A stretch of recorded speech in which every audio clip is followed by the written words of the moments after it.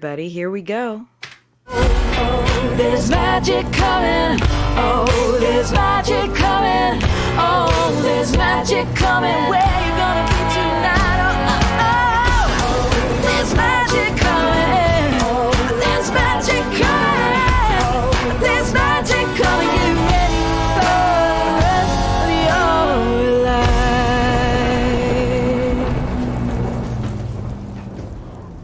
Hello and welcome to SassafrasCast. How are we feeling today?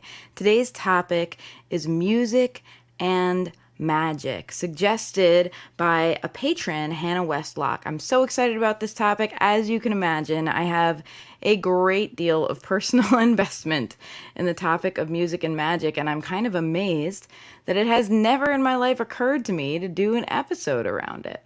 So thank you, Hannah, for suggesting it. First, we're going to get into the witchy weather report with the Cat's Eye Tarot, which I did not have ready when I started the theme music. So if you're watching on YouTube, you just got a glimpse of my amazing star pajamas. Sorry, not sorry. They're great. I look professional from the waist up, but often record in pajama pants. And you know what? I just own it. I love it. All right, so let's talk. Let's do the witchy weather report. But first, let me introduce you. I've been messing up my introduction lately because I just want to jump right in, and then I'm like, wait, Rory, you're supposed to say the same thing at the beginning of your podcast. It's helpful. All right. Hello and welcome to SassafrasCast, a podcast full of witchy insights to help you lead your sassiest life. I am Rory Kelly, a tarot reader, singer-songwriter, and all-around personal growth nerd from Long Island, New York. In just a moment, we will begin the witchy weather report. But first, a shout out to my patrons. If you didn't know, you can support this podcast at patreon.com/sassafrastarot, SassafrasTarot, for $1 a month or more. I record these episodes live, and my patrons get a private YouTube link before each one so that they can tune in for the live recording, hang out in the chat, ask questions, and get them answered in real time. They also get access to my Discord server where we talk about all things witchy and wonderful. And a shout out in each episode. Here we go.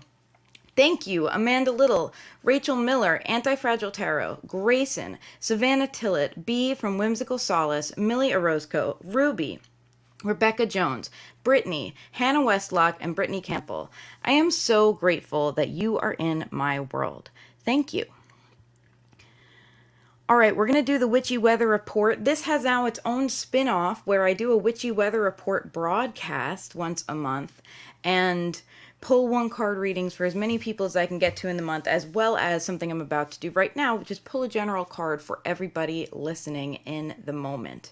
So the witchy weather report, I actually recorded yesterday, the big 1 hour long broadcast, but here's a mini witchy weather report for you right now. I'm going to pull a card from the Cat's Eye Tarot from you.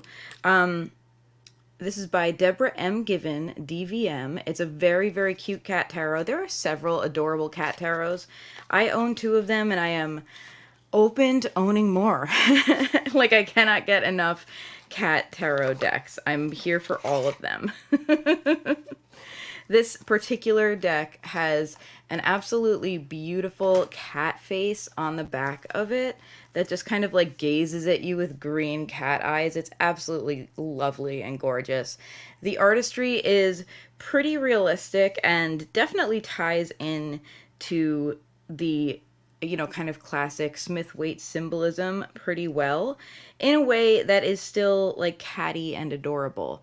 There are cats on every card. Every card depicts cats. I've said a couple times, cats are a perfect thing to develop a tool of divination around because you always know how a cat is feeling. Like, cats wear their emotions on their sleeves. You know when they are in hunt mode, you know when they're like embarrassed and they run into the next room and lick their shoulder like whatever they just tried to do didn't happen.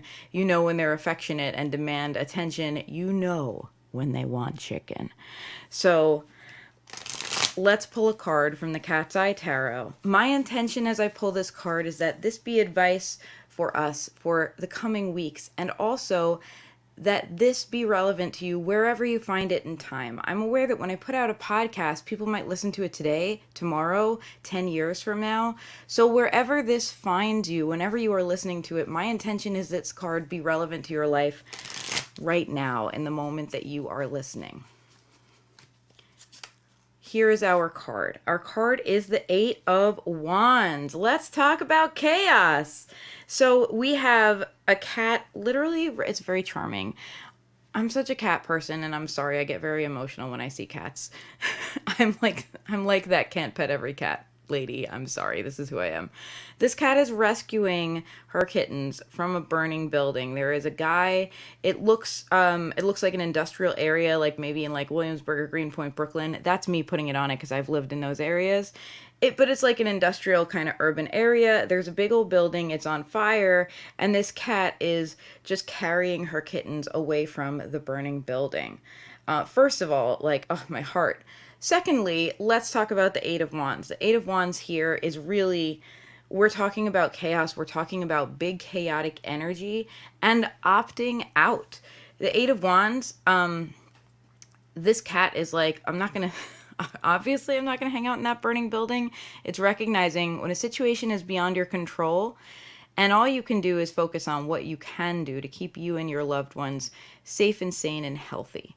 So, Eight of Wands often reflects energy picking up in our lives, things beginning to take shape, sometimes even things we asked for, right? Like a positive view of the Eight of Wands can be when we've been trying to create something in our lives, trying to manifest something, or trying to simply like take the actions necessary to get where we want to be in our lives, and everything happens at once, right? Like, it's not working, it's not working, it's not working. Oh God, it's all working. I'm so overwhelmed and I don't know how to deal.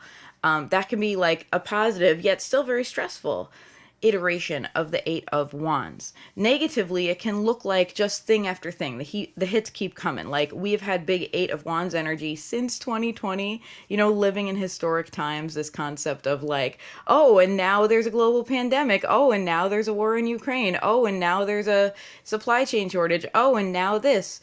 Eight of Wands is big, oh, and now this energy. And the positive thing about it is it's a clarifier. You will know, if you are able to not panic, where your values lie. Even if you do panic, what you're panicking about is going to be a real pointer to what's important to you, Suddenly, it becomes very clear, because it's a time of crisis and chaos, what matters. This cat is like, okay, the hell with everything else in my plan. What's important is that me and my kittens get to safety, right? What does that look like for you? What is the equivalent of you and your kittens getting to safety? You, your family, your chosen family, perhaps your creations if you're an artist. I know a lot of people who would go back in a burning building for like their notebook or something, or like me, like my grandmother was a very wonderful artist, and I know that a lot of us in the family would go back to like get a particular painting by grandma, that kind of thing. What would you go back into a burning building to rescue? What's important to you? It's worth you taking some time right now, especially if this instant you're listening to a podcast. You must not be in a huge crisis, right? At least in this very moment. You may have crises going on in your life, but you have the moment to listen to a podcast. What matters to you that much? What are your values? What means the world to you, both in terms of people and things in your life, and also in terms of your personal value system, like your personal judgment, positive use of the word judgment, about what is important. What is most important to you? What would you go back into your burning building to save? And, stretch this metaphor as far as it will go, because some of the concepts that come up may not be something you can define. It may be something like, personal dignity, or it may be something like creativity, or it may be something like, earnestness and living an honest life. What are your values? If we take the time when things are calm to really think about and affirm our values to ourselves, that gives us a better chance when things are chaotic of living those values to the fullest extent possible. And then we can look back and feel like, okay, I truly did my best. Like, yeah, the universe is going to be the universe. Stuff is going to happen. But we still have the ability to act on our own behalfs and to act on behalf of that which we love. That is the message of the Eight of Wands. Anything can happen, but we don't have to lose ourselves in it. We can instead be the the biggest and strongest version of ourselves ever and say, this is what it looks like for me to live my truth, even in the midst of chaos. So I turn that question over to you. What does it look like for you to live your truth, even in the midst of this chaos? Whatever this chaos is for you and whatever your truth is, what does that look like for you? That's a question for you to ponder that hopefully will add some value to your coming weeks. All right, let's get right into our topic of the day. Today's topic, as I mentioned, is suggested by a patron, Hannah Westlock, using music in magic. Hannah said, let me actually go back to the Discord and read you exactly what Hannah said. I'd be interested if you have things to share about using music in magical practice. I haven't seen a ton of info about it, and I find music to be so powerful. It seems like surely there are lots of ways to use it. Yes, 1,000,000%. And as someone who is a musician, it's actually funny. For the first couple of years that I had, that I kind of got my witchy back. I think I've talked on this podcast about how when I was a teenager, I really got into paganism, Wicca, magic, ceremonial magic, and a little bit like the Wicca and paganism bent had to do with the fact that that was really, in the late 90s, early 2000s, that was on the menu. If you were a witchy person, like the books being published and the shops that were open, and stuff that was available to you, at least for me in suburban America, was very Wicca flavored. And no hate on Wicca, Wicca is a beautiful earth-based religion that really, you could do a lot worse than to follow the principles of Wicca in your life. I'm not someone who really is cut out to dedicate herself to a religion. I think for me, my view of life is more complex than that, and I find it limiting. That doesn't mean that I think that everyone limits themselves who is connected to a religion. It's just my personal, what works for me in my journey and my path.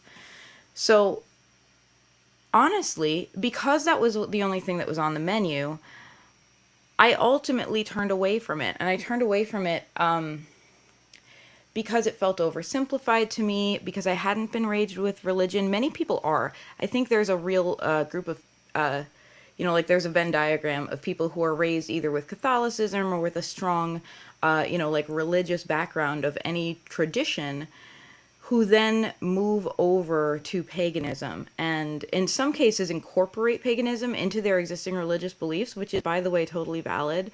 I have seen people be like, I'm a this and I'm a this and that's all, and it doesn't conflict, get over it.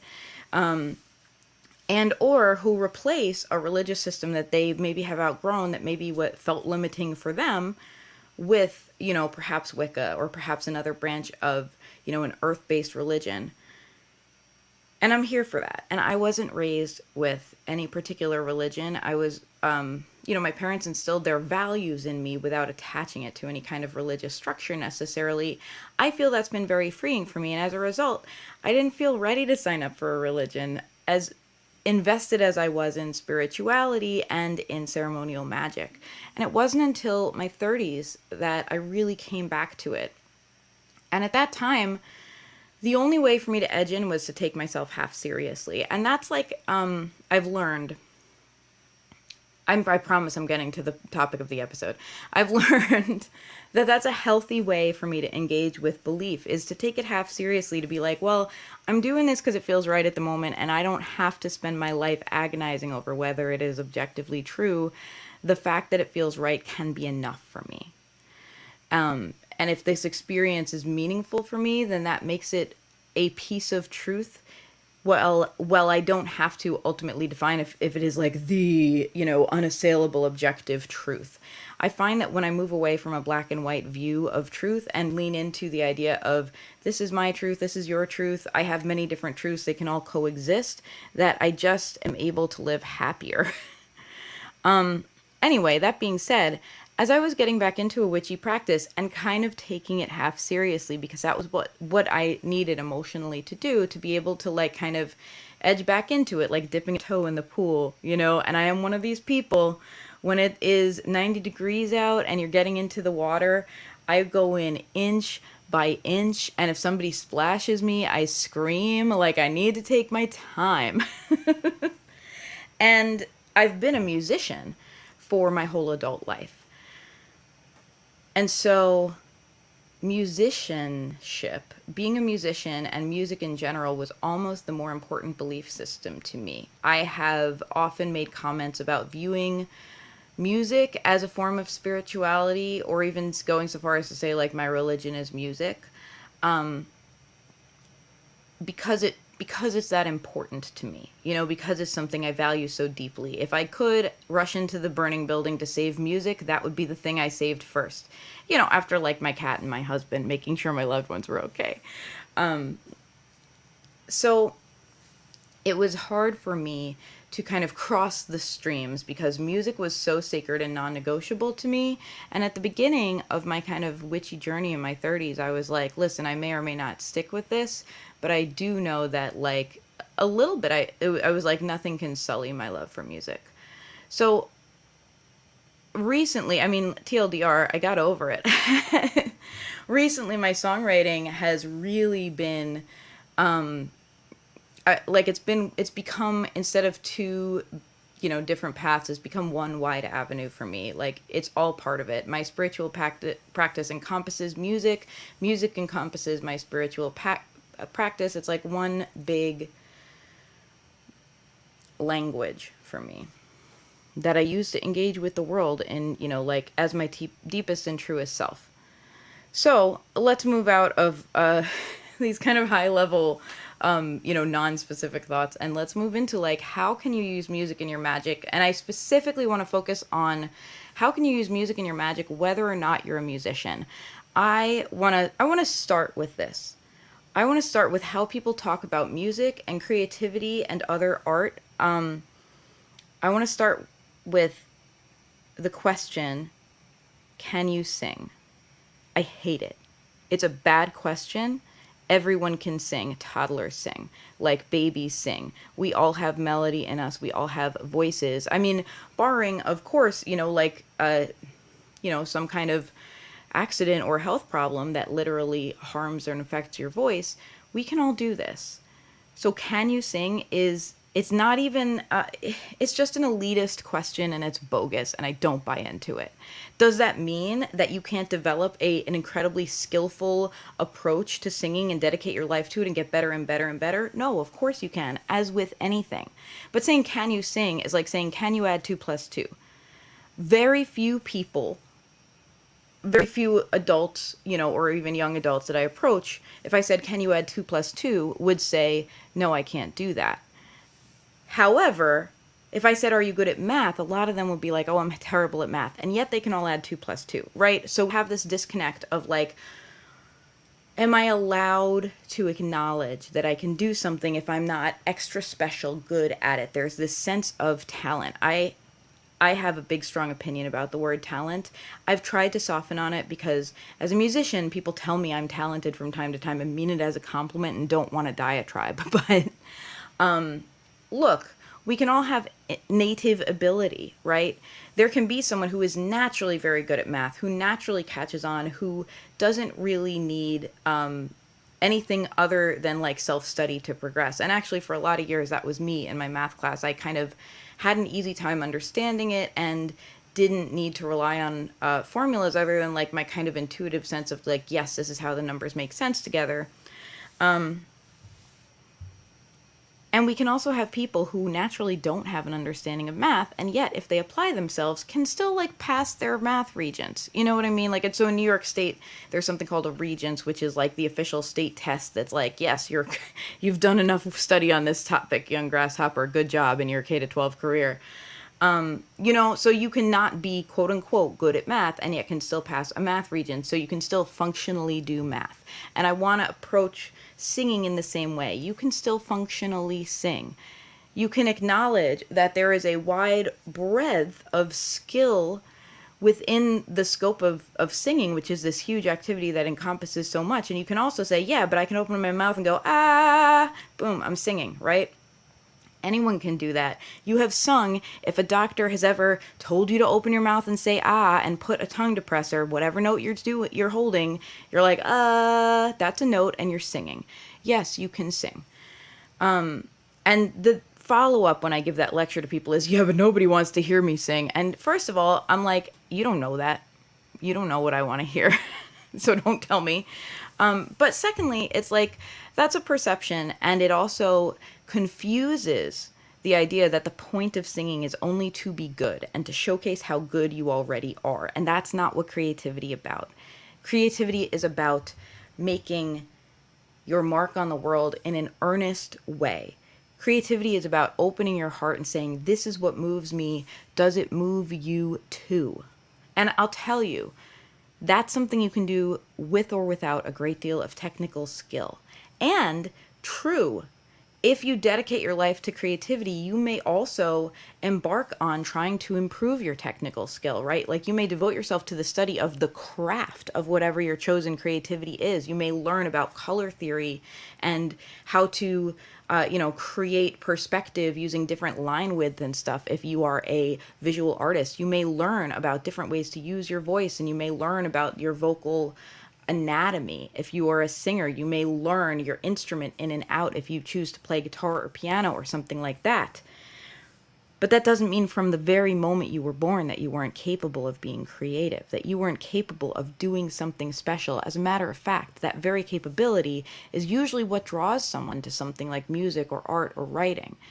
It's the fact of realizing I have something to express that's in my heart that is so big that I can't just say it. It needs more.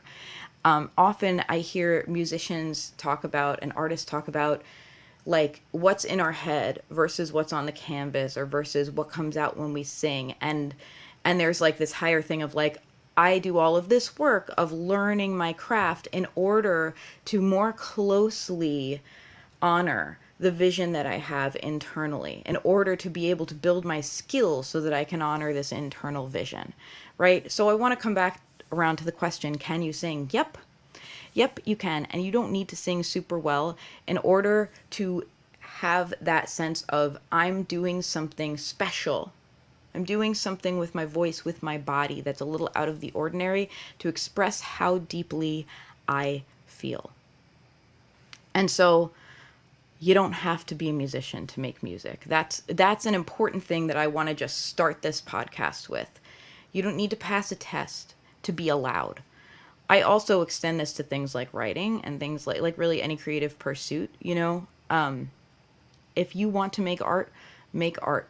There is no entrance exam. If you want to get into Berklee School of Music, there is an entrance exam and you will have to pass it. But if you just want to like sit down and make some art, guess what? Literally no one will stop you. Absolutely no one. You have the ability to sit down and choose to do that right now, and I really encourage you to do it because I have a secret to share with you. You will never get the good that you want to be by not doing it. And a lot of people, I think, cut themselves off from their creativity, and this relates to a lot more than just creativity. A lot of people cut themselves off to their creativity with the idea, I can't do that. And it's like, honestly, it's like if at 2 years old you struggled to walk and you were just like, well, I guess I can't walk, and just like, and just never bothered to learn the motor functions required to take steps in your life. And maybe that's a little bit of an ableist metaphor. I don't mean there literally are people who, never learned to walk, and that doesn't mean they're like less valid as people. But my point being, this is an important part of every single person. It's a birthright. And I don't say that in a spiritual way. I just say that in a totally practical way. Like, yeah, we can all create. We all have it in us. So why would you cut yourself off from something so special because you were worried that you might not do it perfect on the first try? You don't have to. You don't have to do it perfect ever to have the joy of creating and to have the incredible, giddy, magical experience of bringing something into the world that previously was not there. Like, oh my gosh, what a gift. So every single thing that I share with you in this episode is not predicated on you being able to do it. I'm telling you, you can already do it. And I'm telling you, no matter how bad you think you are, I stand by that statement. How can we use music and magic? Let's talk about raising energy. This is a very traditional use of music and magic. Raising energy, what does this mean? This is a traditional piece of any ritual or spell or working, where we bring energy literally into our magical workspace, whether this is a sacred circle that we have cast, or a literal circle where people sit in a circle with each other, or, housed in a dwelling such as a church or a synagogue.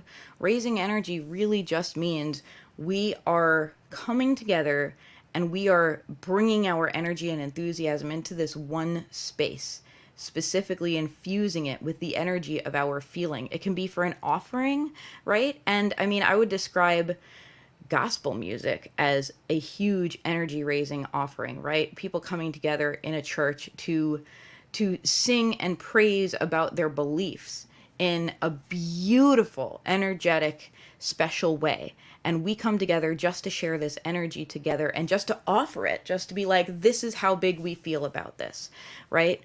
Raising energy can also be used for a spell. It can be used to say, okay, I have this intention, this is what I want to do, and this is the energy that I will bring into this enclosed space and then send to do my purpose. It can be an offering. It can be an offering to a deity, or it can be an offering to a spirit, or it can be an offering to yourself. You can raise energy as an offering to, for example, your hurting inner child who doesn't believe she can sing. You can raise energy to heal yourself and others emotionally or physically. Of course, when physical healing is involved, I always recommend also, please go to doctors. Doctors are important. I know it's very difficult to access healthcare in America at this moment in history. And I also think it's really interesting that popularity of things like alternative medicines as well as folk magic is at a big high at the moment. I think it's related to people literally not being able to access care. But I want to tell you, please get the care you need. Don't rely on spiritual healing. When it's possible, you could just go to a doctor and get a prescription and get your situation cleared up. Medicine is good. These things can be used in concert. Anyway, raising energy with music. How do you do it? Well, drum circles are a big, obvious way. A lot of people have done this in the magical community as well as the musical community, in part because you don't need a special talent, right? Anyone can bang on something. And drum circles can be incredibly powerful, and sometimes there is a leader, of the drum circle kind of guiding the process. Sometimes you're deliberately all doing something together, often either in the course of the event or deliberately. People go on side quests, right? People are inspired to change their rhythm up or to do something that is uniquely them and uniquely special. And that is not seen as a negative. That's seen as like this positive expression that adds to the energy of what you're doing. I've also participated in a few singing circles, which is absolutely an amazing experience, and it's what you think it is. It's similar to a drum circle where there is this contagious group energy. We all commit to putting our sound into the world, but the instrument of choice, rather than being a drum, is the voice. It's an incredibly powerful practice because it introduces the possibility of language into what we're doing, so it adds this layer of depth and complexity, and also because it's an incredibly moving practice to use your voice in this way. And talk about energy. Savannah is over here in the chat on the recording session saying, I love humming to raise energy. I absolutely love that. And I have questions like, do you hum a song? Do you hum a melody? Do you just hum like, because that's really powerful? And that's a one note melody, right? I think also of meditative practice is like the practice of having sacred words, of saying Om. And if you've ever been in like a yoga class where they open with an Om, it's not just, you don't just be like Om, like there is an element of ritual to it where you all open your mouths together and you all allow the Om to come out of you in a big way, and you kind of it's long and slow and drawn out, so you can savor every moment of it. And it's really interesting to watch this happen in yoga classes because unlike in music classes, nobody even thinks about offering like a tone. You know what I mean? Like it is something you do with a tone. That's a note I just sang, but nobody is like, here's what we're singing Om on, everybody, because it's not a choral singing class, and you just hear everybody's voices finding their natural Om, whatever it is, and you also hear the group collectively coming into harmony with each other, coming into like, oh, this is the note we're all Oming on, and it's kind of, what's the word? It's intuitive. It's not like everyone's discussing it like, oh, this the Om we're singing. It's just like everybody kind of brings their voice closer to the leader's voice to try to create this harmonious Om. We do this intuitively. We intuitively actually have the ability to do this. Most people don't give a name to it. As a musician, I'm like, oh, we're all going to fish for the note together, and we find it by the end. But that practice is in itself deeply sacred and speaks about the connection of us all getting together and deciding to do something, and over the course of just deciding to do it and showing up for it, finding a way to be harmonious together. Like, to me, that really speaks of an incredibly powerful communal practice where it is an analog, as above, so below. It's an analog to us coming together and saying, whatever, we're going to plant a community garden. We're going to get this law passed for healthcare rights. We're going to do this or that. And a bunch of people coming together, committed to do something together, don't necessarily know how everything's going to work out. They just feel it out. They feel it out, and over time they're like, you know what, you're good at this, so you take the lead on this, and we're going to try to follow you. And I'm great at this, so everybody who wants to be a part of this, let's do a little committee together. And people come into harmony over time by just showing up and figuring it out. So I love music as an analog for whatever you're trying to do in your real life. What if, this is a side quest, by the way, I didn't write this into the original show notes. What if you and a partner you were having difficulty connecting with didn't Om practice? I recognize that there are people who would not be caught dead doing an Om practice. You know you, and you know your partner. But I love the idea of saying, hey, we're going to sit together and we're going to say Om, and we're going to try and end up together. We're just going to do it without any formal discussion, and through eye contact and through listening to each other as we are doing it, we're going to arrive at, at a harmonious place together. What a special analog for what needs to happen in a relationship. The gentle listening as we are giving, right? The gentle push and pull of like, I'm saying something, I hear that it's a little out of tune with what you're saying, and what's going to work for both of us. The gentle form of like compromise and action that has to take place for two people to live harmoniously together in a healthy way, right? Where it's not one person always kind of picking up the other person's melody. It's the two of them feeling it out intuitively. All right, Savannah says, sometimes humming a song, mostly just how I feel in the moment. Babies love humming too. Humming helps with ritual also. It can be healing. I super agree. And I think of humming, humming is, so like vocally, I've learned a little bit about vocal anatomy. It's called a semi-occluded sound, meaning you don't need to open your mouth to hum. So your vocal folds are making the sound, and air doesn't literally have to flow out of your mouth in order to hum, although air is still moving to create the sound, right? So it's semi-occluded, meaning it's not open like a big ah. And a lot of, to take it back to musical science, if you're interested, this is a practice that is recommended by vocal coaches to help you hit higher notes, because when you're humming, you're not in your head about like, can I belt that note? You're just humming, right? You're like, We hit notes more easily when we're humming because we don't have a lot of psychology on it. And because it's a place in our voice that, we don't have this dramatic difference between the top of our voice and the bottom of our voice. Also, this is something, humming is a helpful practice for anyone who is like having vocal issues after COVID. This is really interesting. It's come up for me a couple times because a few people have approached me as a singer and as a vocal coach to ask, how do I get my pre-COVID voice back, or how do I heal my voice after COVID? Humming is a helpful practice because humming does not put a lot of strain. The way that speaking absolutely can put strain on the voice, can dry you out, can make you raw. Humming is like the lowest impact thing you can do to exercise your vocal folds. Savannah says, I always hum with my mouth closed. Yeah, I think most people do. And it's interesting, you don't have to. And you can even, as you're doing it, this is kind of, for me, singing and like spiritual practice has a real overlap because it's spiritual to me. You can hum, and you can literally feel the vibrations. You can choose to feel where they are. You can hum and focus on your lips vibrating, and just feel them vibrating against each other. You can hum and feel it in your teeth, and feel how that feels like a different hum. You can hum and feel it in the roof of your mouth.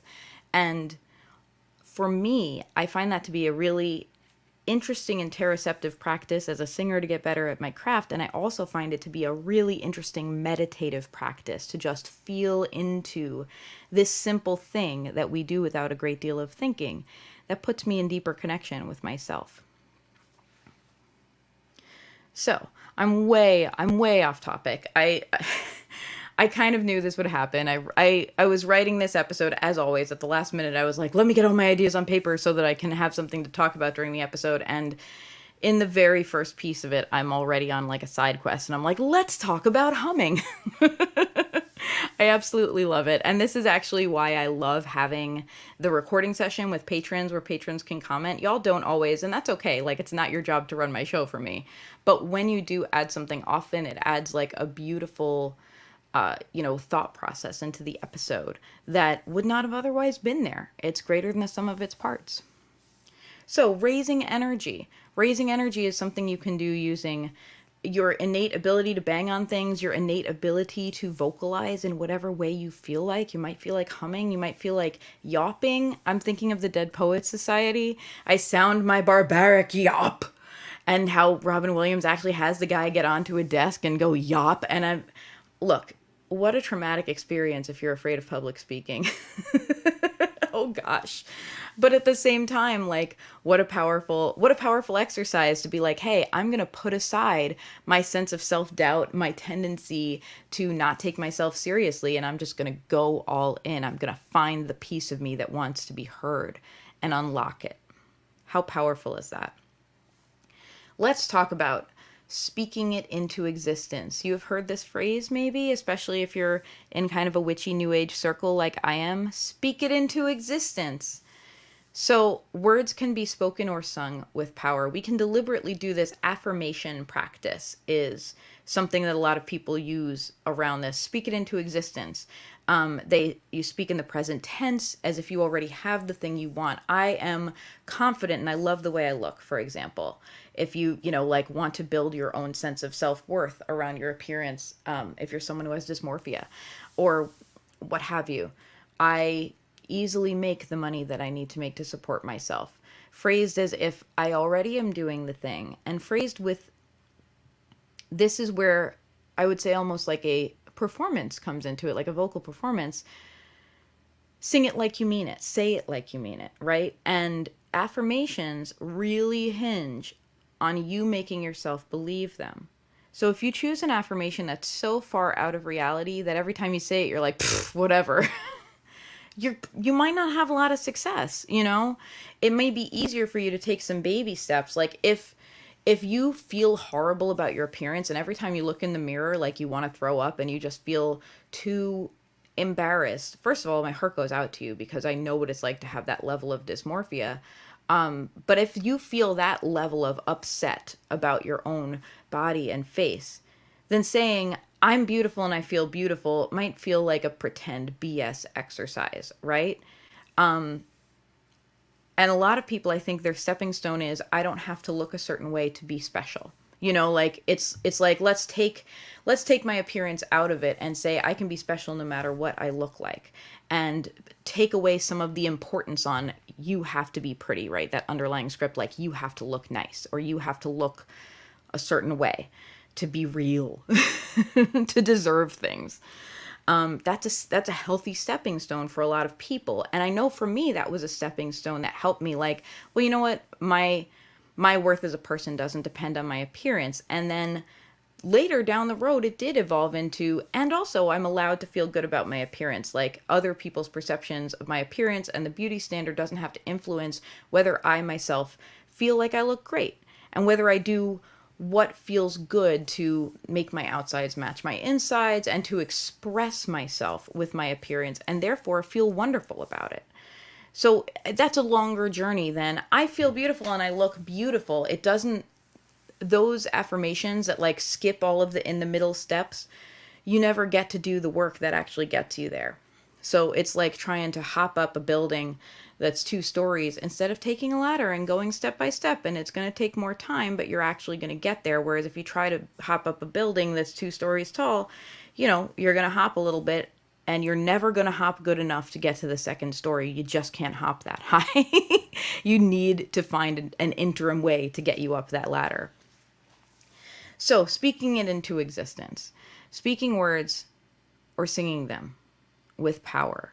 So that's a little bit like, I guess you could say what I just talked about was about composition, choosing carefully what words you are going to speak into existence, recognizing that if you have a very troubled relationship with an area in your life that you're trying to heal, baby steps are gonna work better for you and gonna get you farther than just imagining that you don't have the problem. That's not a real solution, right? That's kind of toxic positivity, right? It's like someone who's like, well, just think positively. Oh, you have depression? Just go for walks and think positively. Like, no, that's not going to cut it. Like, believe me, we've all heard that.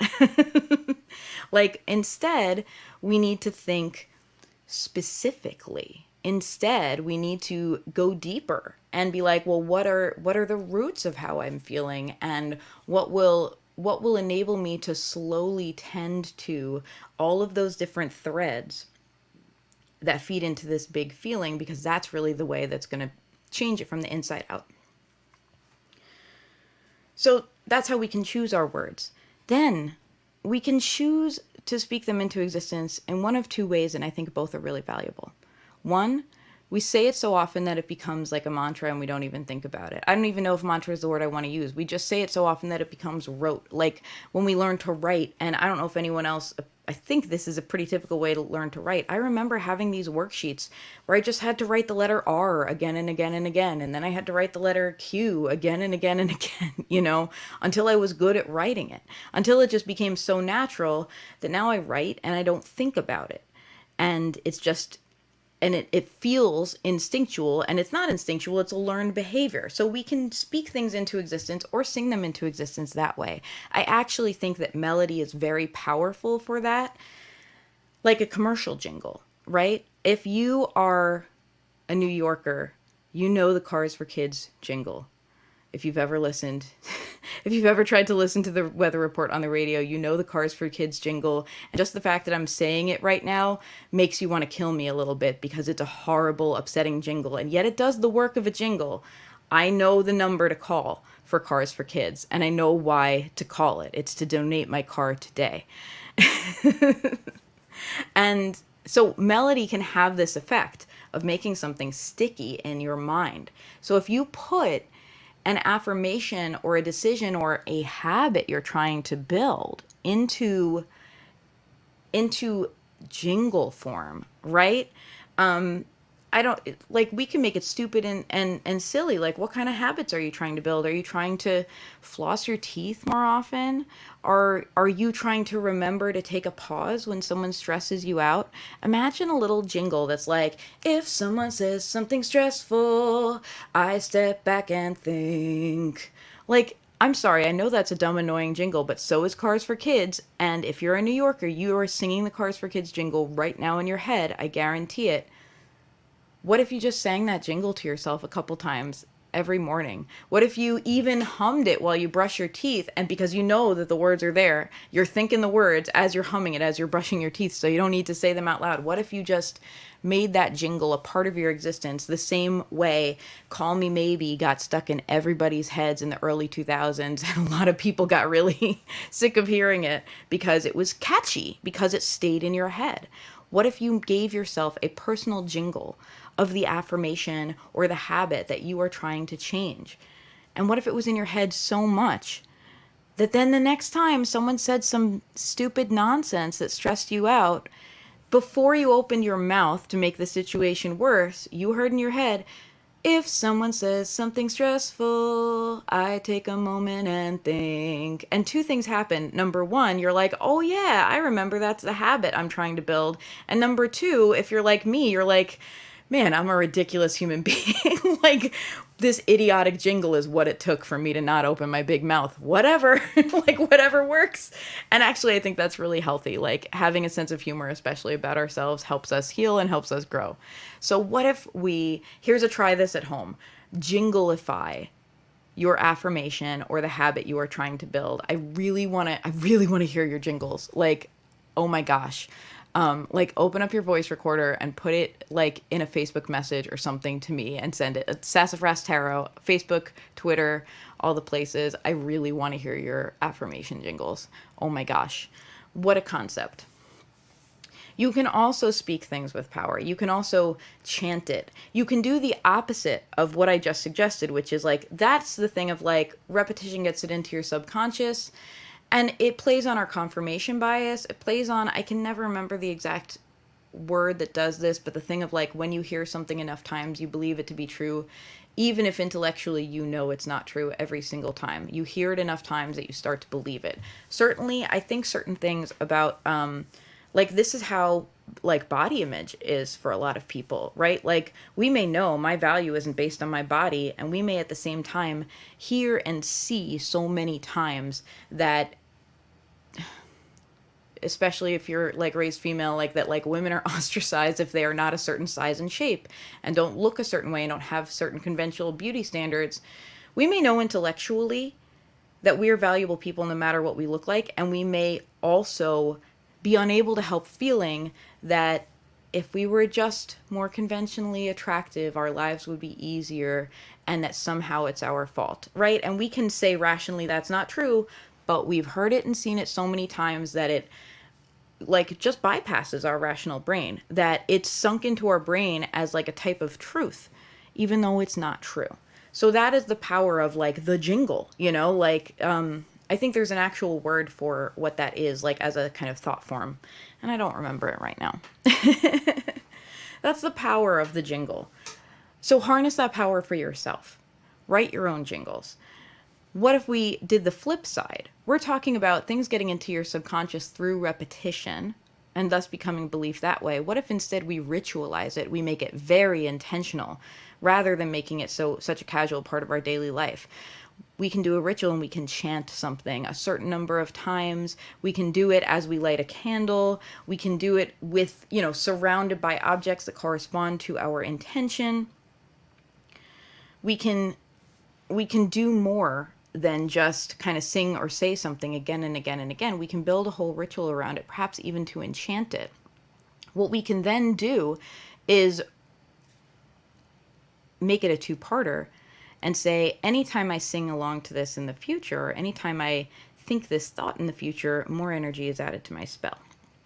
Then it's the best of both worlds, where we have the ritual aspect where we intentionally declare to the universe, this is my intent.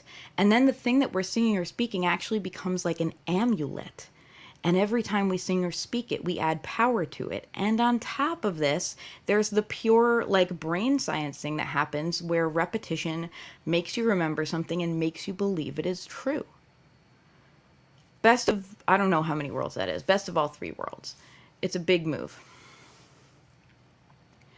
Also, you don't have to write this, although I like the idea, like I'm a songwriter, I love this. And I also think that doing something silly like writing a jingle taps us into the fact that we're all very creative and we can all be songwriters and we can all be singers and we can all be writers and we can all be artists, and there is no entrance exam. You can do it right now. That's important to me. But you also don't have to. You don't have to reinvent the wheel. Is there a song you love that consistently pumps you up or makes you feel romantic or brings you to tears? Choosing a line from that song and choosing to make it a ritual practice can be incredibly powerful. Choosing a line from the chorus and, like whatever it is, the one line that always gets you, and choosing to sing it and choosing to maybe build a ritual around it where you specifically imbue it with an intent to love yourself more, an intent to create more harmony in your relationship, an intent to heal your trauma, an intent to rise above, an intent to make more money, an intent to go out and crush it. If we attach that to a song that already brings us those feelings, we've got this really powerful magical correspondence. And I think everyone has done the thing of like, okay, I'm going to put on a playlist, right? And that's going to make it easier for me to clean my house or whatever, and make me feel more confident, What if we deliberately did this and chose a song that really spoke to us and brought it into our life in ritual fashion and said, every time this song comes on, I'm going to remember my intention. That's almost us giving ourselves a post-hypnotic suggestion, right? If we do this in ritual, in an altered state. And every time I sing along to this song or think of it, more energy is being added to this intention until my desired outcome is complete. That's where we get really powerful, because we're coming at it from multiple ways. Savannah says, I can't clean without music. Big mood. Oh my gosh, I love cleaning without music, and cleaning without music. I love cleaning with music, and cleaning without music feels like an absolute punishment. And it's like, why not do it if it makes you feel so good? Like, cleaning with music becomes a dance party. We all need more dance parties in our lives. Also, we all probably want our houses to be a little cleaner. Okay, so now let's talk about, I actually do have, I know this like feels like such a random hodgepodge episode, but I did make notes, I promise. Let's talk about music for altered states. I remember being 13 years old and writing my first essay for my 9th grade English teacher, Mr. Hartman, who was a pretty cool guy, about the phenomenon of what I called the music high. That was my language for it at the time. I think probably you've experienced this, like an altered state of mind brought on by just like the music being so friggin' good. And that honestly, having that experience for the first time is what inspired me to pick up the guitar. And it was very much, it checked a lot of boxes as I look back for altered states of consciousness. It was 4 a.m, for starters. I was up super late. It was a summer that I was left mostly to my own devices for the first time in my life. So my sleep cycles were all out of whack, and it wasn't unhealthy. I didn't need to be anywhere, so it was okay. But so it's like 4 a.m. It's super late at night. I don't know that I was doing anything in particular, but a song came on, either like VH1 or that preview channel that used to play music. Like, I had the TV on for company, I think. And it was Sunny Came Home by Sean Colvin. Great song. And the combination of my lack of sleep, and the fact that that was just such a transitional period for me, I look back on that summer and think of it as the summer that I grew up, the summer that I hit a turning point, and started to get a taste of who adult Rory would be and what my life was about and what my calling was about. Like all of those big things that we can't exactly put into words all at once. That was a turning point for me that summer. And that song came on and it just blew me away. It put me into an altered state of consciousness, a really positive one, and as I'm listening to it, I had the thought, this is what I have to build my life around. And I did, it was one of those moments where you have one thought in a moment and everything changes. And I taught myself guitar and I started writing songs, and here I am, 20 some odd later, a professional full-time musician. That because of one moment. And I'm sure other moments would have would have made that happen if that particular moment didn't take place, if I had taken a nap or something instead.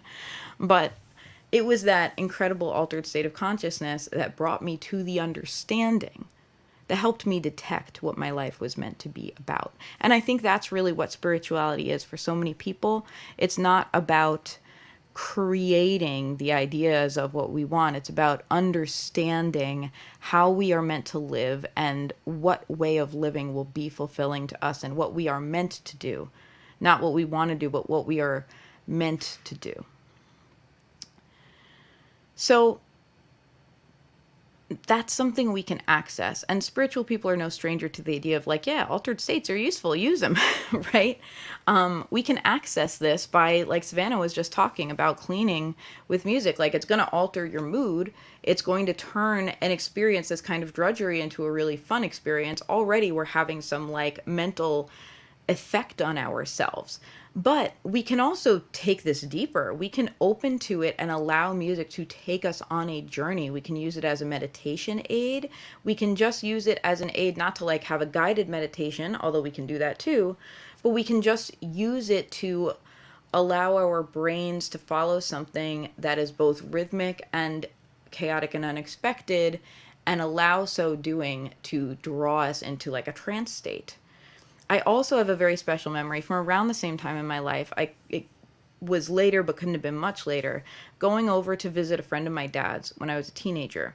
And my dad's friend took us down into his basement where he had like a really nice hi-fi audio setup, turned down the lights, and played Paula Cole's album, This Fire. That's the one with Where Have All the Cowboys Gone, like her big hit, her big breakout album. Played us the whole album really loud. And that was it. That was the whole point of the visit. He was like, hey, come listen to this album. I think it's amazing. And we just all sat in a room in the dark and listened to the album. What an experience. What a great album, too.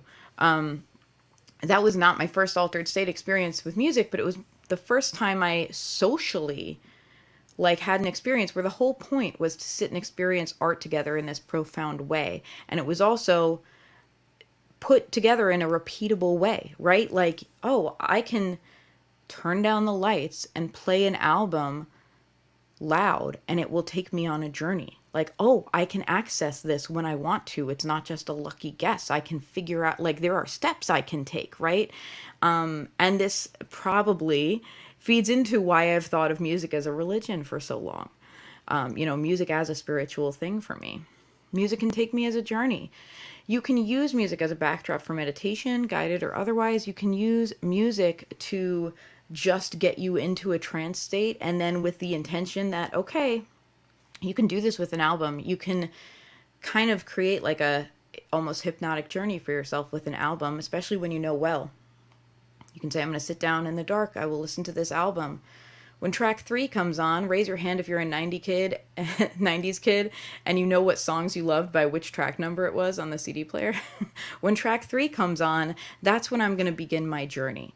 And when track 5 comes on is when I'm going to listen to my higher self's guidance. You know what I mean? Like, you can literally plot this out for yourself and have a plan that will get you to where you need to go, while at the same time surrender to the experience. It's that subtle balance of control and surrender, of creating an experience for yourself, and surrendering to experience that is truly not fully in your control. And that's really, I think that's the way so many of us in the witchy community engage with altered states of consciousness, as the marriage of those two things.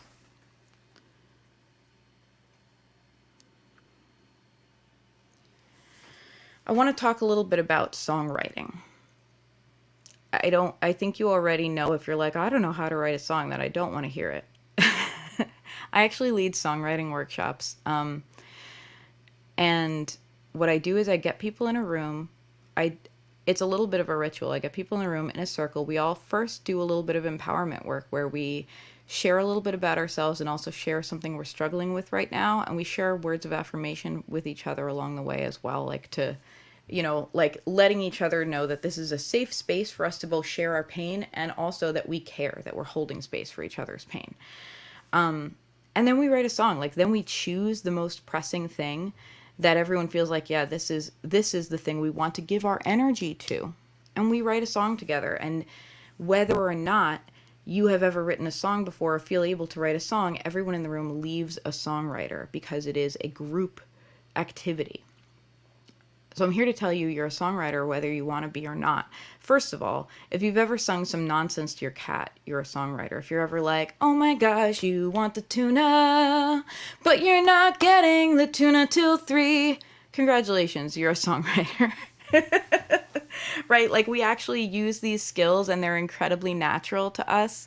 And it's only our brain's tendency to think we got to pass an entrance exam, right? To feel like, oh, I can't, when I mean it, I can't do it. Like, actually, these things are tools for our lives to make our lives better. They're not just for silliness about our cat, although it's beautiful to sing silly songs to our cat. But I'm saying, like, we also have these skills to use even when we really mean it, even when it's really serious. Yes,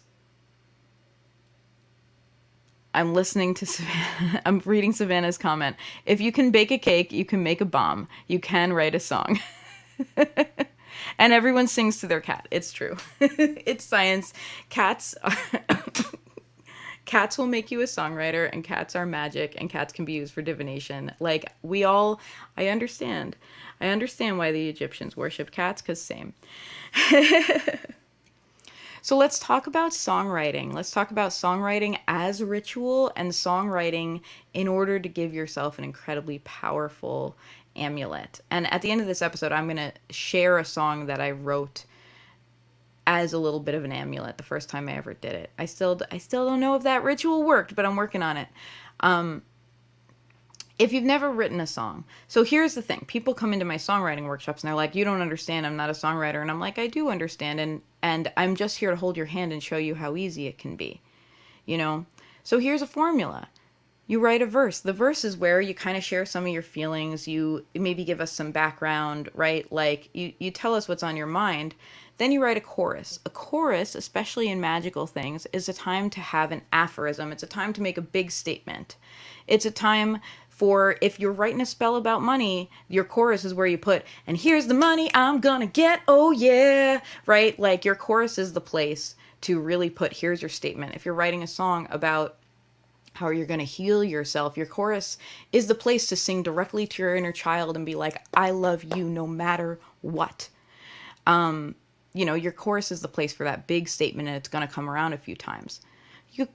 So verse, chorus, right? Then you have another verse. Maybe your other verse delves into it. We talked about how we have big feelings that have many, many threads. The feeling of body dysmorphia isn't just like, "I hate my face." That may be how it manifests. But it comes from society's expectations being pushed on us. It comes from our own sense of our impotence to change our situation in life. It comes from us trying to figure out why certain things aren't working for us the way they seem to work from other people. Like, it has a lot of threads. So the verse is the place to explore those threads. The verse is a place to, like, go into the next layer. Like, here's the other thing I want to say about this. Then let's do another chorus. Verse, chorus, verse, chorus. We already know what our chorus is. We just have to sing it again. But maybe now that we've gone deeper into those threads, it has even more meaning, right? That can be it. Your song can be verse, chorus, verse, chorus. You can have a few verses if you want. It's fine. You can have as many as you want. Hallelujah has like 20. It's got a bunch, and it's a great song. Optionally, you can include a bridge. A bridge is a great place to include some thoughts that you feel are important, but they don't really fit anywhere else. A bridge is the one piece of the music where it's like, oh, this isn't like another verse, this isn't like the chorus, it's a distinct part, it only comes around once, it's just like, hey, guess what? And it's like a breath of fresh air if it's a good bridge, you know? So you can add a bridge if you want. Add some thoughts that you're like, this is important, but I don't know where to put it. The bridge, that's where. There's your formula. If you don't feel like you can sing, you know I'm going to tell you to go ahead and sing anyway because you can sing. Also, if your next thing is, oh, but no one wants to hear me sing, I'm here to tell you spirit energy doesn't care and will not be offended. Or you can make it a rap, or you can make it a slam poetry piece if that feels more authentic to you. The point of art is not to be good. We can't objectively actually measure if art is good or bad. That's not real. When someone says that's a bad song, they don't mean that's a bad song. They mean I don't like that song. When someone says that person's a bad singer, they don't mean that person's a bad singer. 9 times out of 10, this person doesn't have any singing skill themselves. They mean, I don't like the way it sounds, right? Like, people are allowed to like or not like your art and your creations, including you. And you're allowed to say, my creations matter whether or not anyone else likes them, because they're a piece of me and I matter. That's really important. And if you take nothing else from this episode, I want you to take that. You matter. And the pieces of you and the things that you create and the threads you put out into the universe matter. Inherently, they have inherent worth, whether or not everyone else gets it. And I am sure you have a song or a book or a movie or a TV show that you absolutely love with all of your heart that other people crap on, that other people say is nonsense or say isn't good art or think is stupid. And you're like, are you even listening? It's so good. So I want you to know that when you think no one wants to hear what you have to put out in the world, you're wrong. There is someone who will listen to it and be like, did you even hear that? It's so good. So I want you to give yourself permission to create. And I want you to give yourself permission to create without having to make your work pass an entrance exam. To just trust that if it's earnest and honest and matches what you're feeling in that moment, that is enough. So write yourself a song. Or if you're really too stressed to do this and that will detract from the ritual, rewrite a song you love with lyrics that are relevant. Rewrite a song that is in your head anyway, that you can't get enough of, that gives you the feeling you know you need to have to create this thing in your life. And change the lyrics to be about your goal. Honestly, you don't even have to do this artfully. You can make it really awkward, but as long as the words are in there and you're saying them and you think of them, it's gonna still work on your brain and it's gonna still be meaningful in your magic. You can use your song one time for a spell. The spell can be writing the song, right? That can be how you raise the energy, literally putting something into the world that was not there before. As above, so below. What a powerful transformative move. Or you could think about it like a rechargeable amulet, something you can sing under your breath for protection when you feel nervous. A gift to yourself. I'm going to write a song, and it's not just about, the emotional catharsis of writing a song, which is real and really important. I'm going to write a song and then I'm going to use it. It's going to be something functional and beautiful for me. I'm going to write this song about safety and how safe I am and how protected I am. And maybe I'll even weave calling, for some spiritual help for whatever I believe in into this song. And then when it's late at night and I have a long walk to my car in the dark and I'm a little bit nervous, I am going to sing this song to myself, either in my head or externally, whatever you feel is safer. And that's going to give me a sense of protection, like both spiritually and emotionally. Or I'm going to use this song to pump me up. And when I'm nervous, if I'm afraid about public speaking and I have to give a speech because it's part of my job, this song is going to be the thing that plays in my head before I give the speech. That's a time when it's great to have a song that you already love and write your own lyrics, because then you can literally listen to the song and you can sing your own lyrics over it. Do it. Speaking of singing publicly, let's talk about karaoke night as a ritual. I don't think I've ever been to karaoke. No, I remember one very drunk karaoke, which is how you're supposed to do karaoke, right? Usually you're drunk. I remember one very drunk karaoke night that I participated in. But mostly, because I'm a musician, I'm gigging all the time. I think karaoke is super neat, and I love the idea of it, and I'm gigging at the time karaoke nights happen, and that's great, and I'm grateful for it, But what about karaoke night as an offering or as a public working or a public sigil? What if you literally went to karaoke night, or if you have written something, open mic night? I host an open mic. I'm hosting one today. Come to my open mic and do a public sigil. I friggin' love it. Please do it. What if you went and publicly performed something and that was your spell? Think about all the energy. First of all, if you get nervous, guess what? That's energy for the spell. All of that nervous, anxious energy that you're feeling about performing, you can literally say, all of this energy is going to be transformed into energy for what I want. So it is. And allow that to be the thing. And then go do a big public performance of the song that's super relevant to your life. And it doesn't matter if you do it quote unquote good. It matters that you do it from the heart. It just matters that you feel it. That's it. What if you wrote a song and brought it to an open mic night, or wrote a poem and brought it to an open mic night, and woven into the song or poem, whether directly addressed or not, is your intention. And you went on the microphone and shared it publicly with all the energy that is associated with that. And that was your ritual to create the thing that you want in your life. What if you even spoke it into existence on the mic? What if you said, I wrote this song because I want to bring this into the mic. And then not only are you publicly speaking what you want the universe to bring you, but also someone in the room might be like, hey, I could help with that. Literally, you might find the answer right there. I love it. I love the idea of a public offering at a karaoke night or an open mic night. And I do offerings all the time, by the way, as a As a musician, I do a lot of bar gigs. I do a lot of gigs where I'm kind of singing, like songs everyone knows and loves. I, of course, also include my songs and stuff like that. Sometimes people are paying attention, sometimes they're not. And it doesn't bother me when they're not because I'm into the music. But there are days when I'm having a rough day and I'm like, you know what?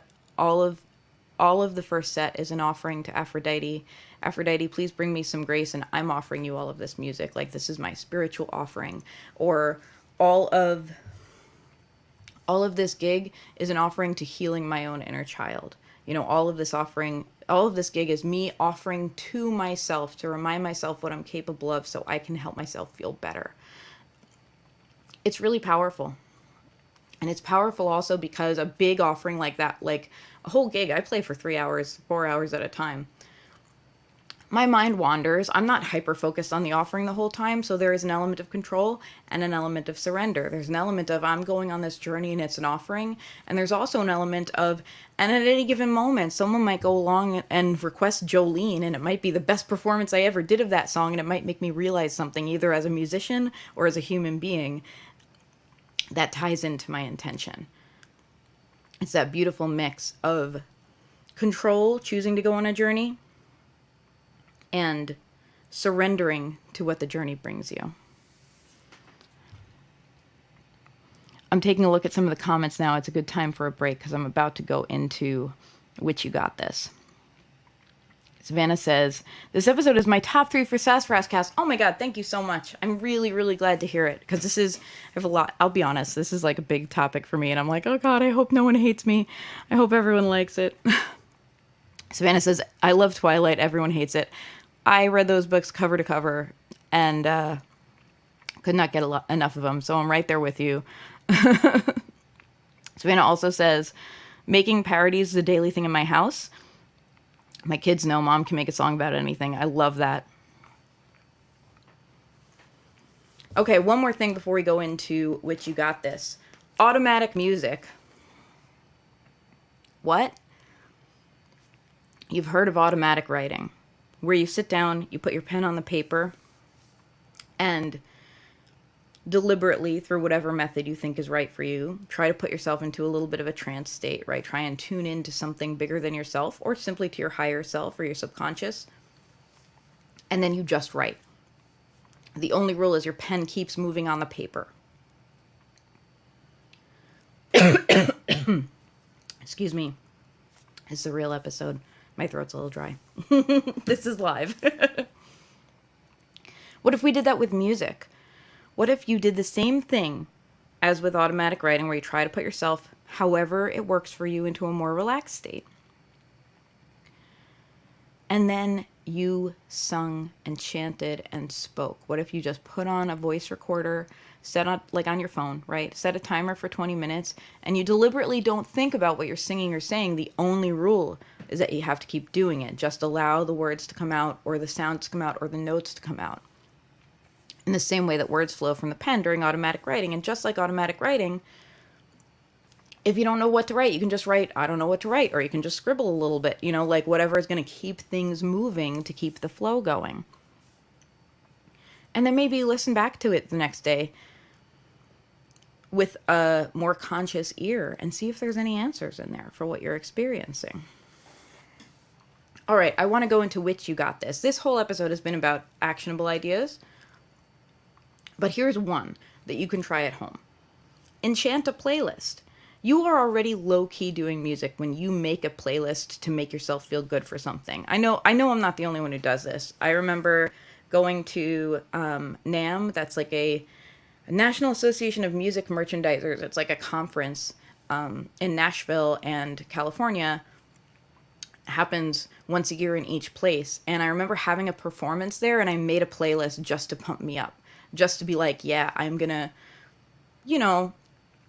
meet the people I want to meet, make the connections I want to make, give a great performance. I made myself a playlist of songs that made me feel that way. Some of them directly spoke to my intention with lyrics. Some of them just gave me the feeling of personal power that I was going for. Make yourself a playlist and deliberately make it magical. You can make making the playlist ritual.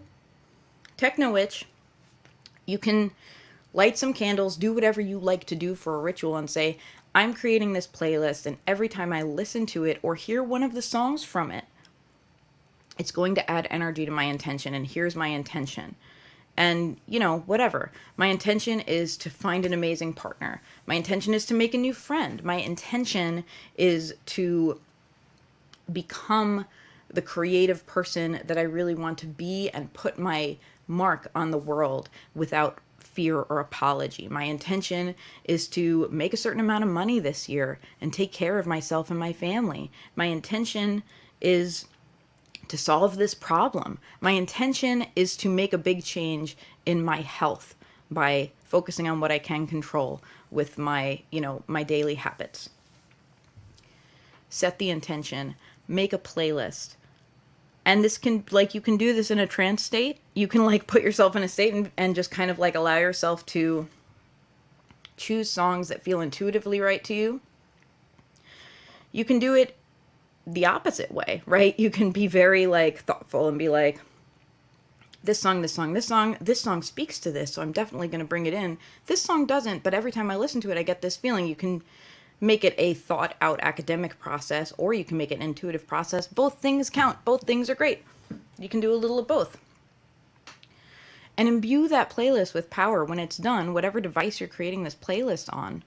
Or if it's if you're real old school and you made yourself a mixtape, which, by the way, that's awesome if so, then you can then imbue it with some power. You can then put yourself into a little bit of a trance state and think of the song that feels the most powerful, or, the one that's on your mind the most from that playlist that puts you in that state the most, and you can sing it to the playlist, and you can sing to the melody of the song, this is my will, this is what's going to happen, this is what this playlist does for me. Then we have an amulet playlist that you can access anytime you have whatever device your playlist is on. You can listen to it while you're working to just get it into your brain. You could put it on repeat and have it on that way and allow it to just do its work in your subconscious. You can deliberately save it for moments when you're okay, I'm connecting with this playlist with a goal. So when I'm working towards this goal, this playlist is always on. You can have it for a big event if you need to make a speech, or if you need to, have a special moment with someone where you have a big, deep conversation with someone that's going to affect your relationship. You can have that playlist be the thing that pumps you up. Then it becomes a piece of your magical toolbox towards what you want that you use again and again and again. Really great for a macro enchantment, something that you want in your life just ongoingly, right? As opposed to a micro enchantment that's I need $20 by the end of the week. A macro enchantment might be I have consistent financial stability. Really great for a macro enchantment. Try this at home. Let me know how it goes. Reach out. You can find me on all the social media as @SassafrasTarot. SassafrasTarot.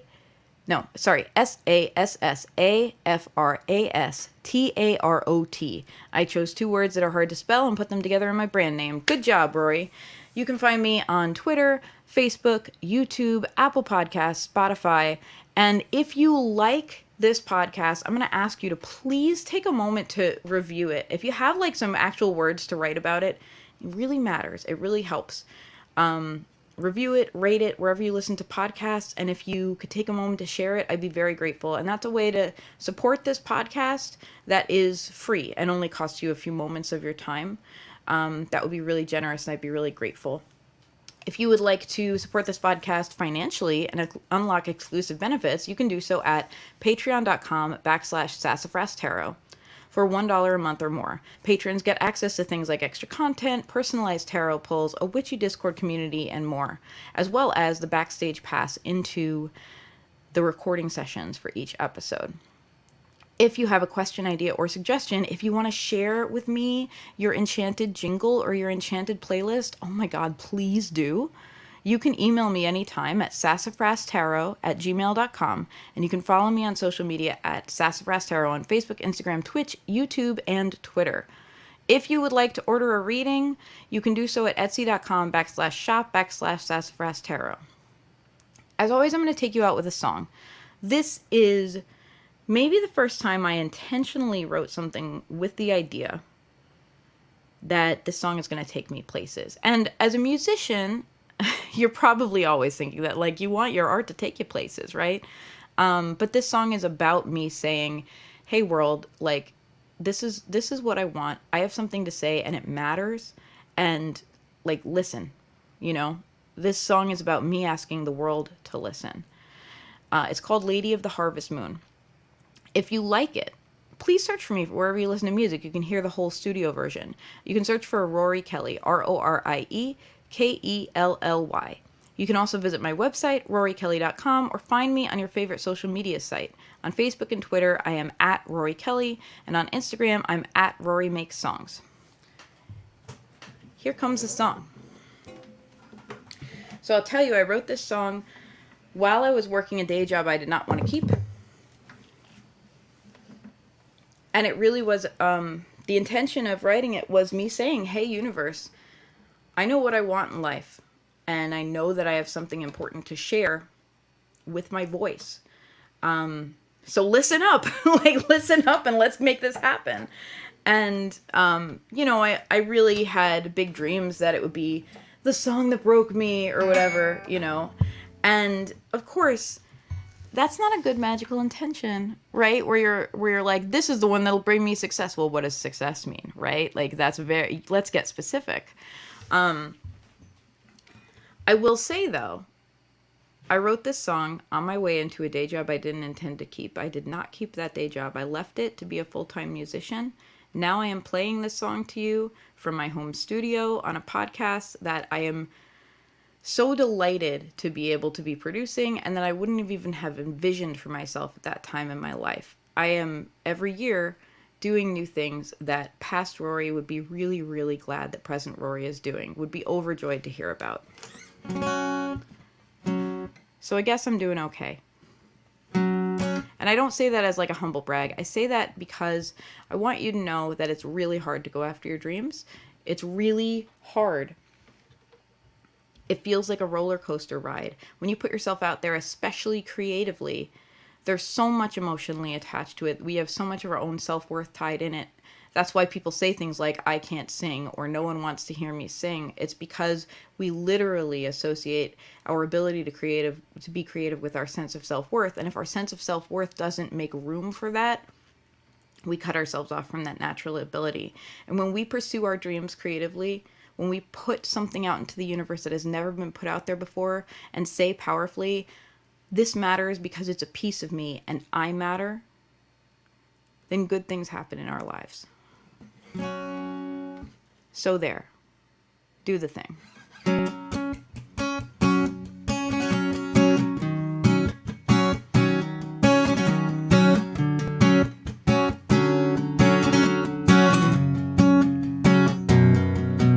I've been good. I've been really good.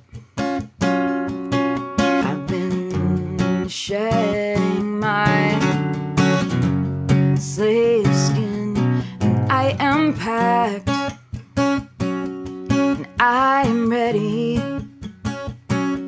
So come on, baby, let me in. You said you wanted to know how bright moonlight could go. I'm your lady of the harvest moon, so come on, turn me up. You said you wanted to hear. Well, I'm loud and I'm clear, and the moon's gonna rise tonight, right here.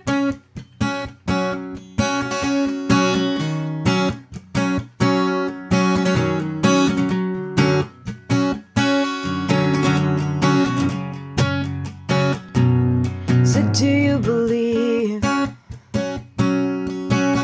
in fate?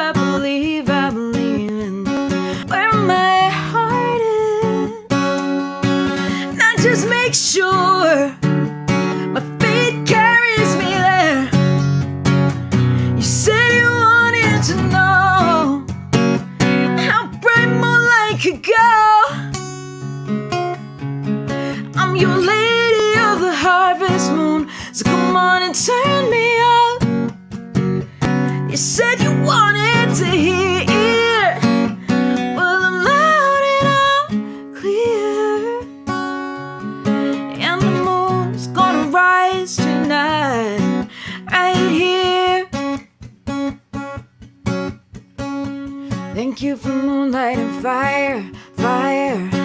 Thank you for all that inspires, fires. Thank you for the love of my life, no compromise. I said you wanted to see through that big mystery. Well, it's driving through you every day.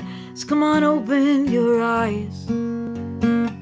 You said you wanted to hear. Well, I'm loud and clear. And the moon's gonna rise tonight, right here. You said you wanted to know how bright moonlight could go. I'm your lady of the harvest moon, so come on and turn me up. You said you wanted to hear. Well, I'm loud and I'm clear.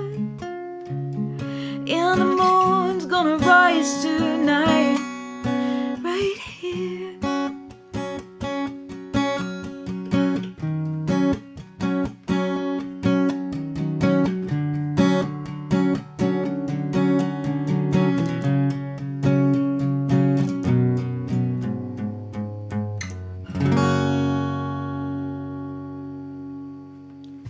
Thank you so much for going with me on this journey, everybody. If you want to hear that song was written very much with intention of making an impact and raising your voice powerfully. And if that's something you want in your life, raising your voice powerfully and being heard, two-parter. If that's something you want in your life, I invite you to let that song take you on a journey. Go find me on Spotify, Rory Kelly, Lady of the Harvest Moon. It's out there, Apple Music, all the places you might listen to it, or visit my website if you want it in physical form. And I invite you to listen to that song and close your eyes and put your own intention to it. Think about the mark you want to leave on the world and visualize the world coming to your aid to make that happen for you, because you deserve it and you are worth it. Thank you so much for spending time with me. We will talk again soon. Be well. All right. Thank you so much. Savannah, you're absolutely the best. I'm so glad you were able to make it for this recording session. I know you're not the only one watching. I see a couple viewers. So if you were viewing but not commenting, you're wonderful too. And I'm grateful. Thank you so much. This is going to go on YouTube as is, so it'll still be there as the official episode. Farewell.